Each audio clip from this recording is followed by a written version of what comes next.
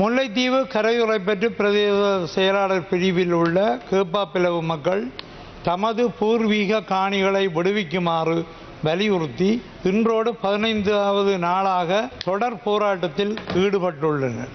பாதுகாப்பு பிரதி அமைச்சர் அருண ஜெயசேகர அவர்கள் முல்லைத்தீவு மாவட்டத்துக்கு வருகை தர உள்ளதாக அறிய முடிகின்றது.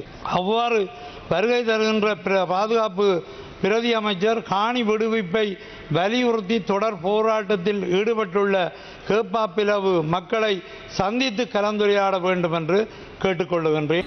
மயிலிட்டி பிரதேசத்திலே மயிலிட்டி துறை நார்த் J257, மயிலிட்டி துறை south J248, Mayiliddy north J246 இதிலே மொத்தம் 700 குடும்பத்துக்கு சொந்தமான 556 ஏக்கர் காணி விடுவிக்கப்படாமல் இருக்கின்றது. அதே நேரத்திலே கலைமஹல் பாடசாலையினுடைய மைதானமும் விடுவிக்கப்படாமல் இருக்கின்ற இதே பிரதேசத்திலே.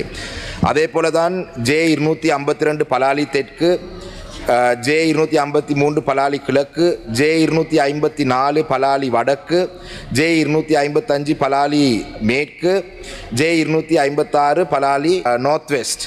இதிலே கௌரவ சபாநாயகர் அவர்களே, இதிலே இது ஒரு வட்டாரம். இதிலே 300 குடும்பத்துக்கு அதிகமாக இருக்கிறார்கள். தேசிய மக்கள் சக்திக்கு தான் கடந்த உள்ளூராட்சி மன்ற தேர்தலில் அவர்கள் வாக்களித்தார்கள்.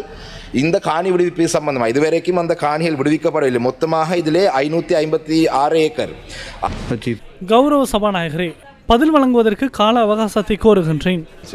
27/2 பிரகாரம் நாம் ஒரு அமைச்சரிடம் கேட்கும் போது அப்படித்தான் எங்களுக்கு சொல்லப்பட்டது.